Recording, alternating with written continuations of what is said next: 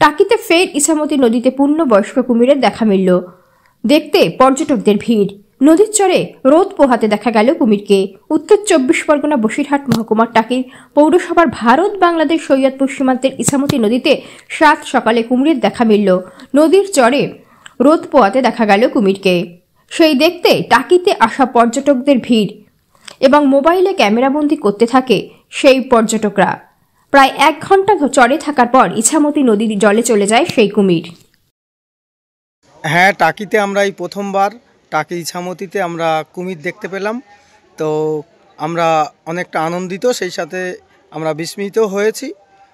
এই প্রথমবার টাকির বিভিন্ন পর্যটকরা যারা আসছে তারা কুমির দেখে তারা আনন্দে হৈহুল্লোড় করছে, অনেক আনন্দিত এবং উচ্ছ্বসিত।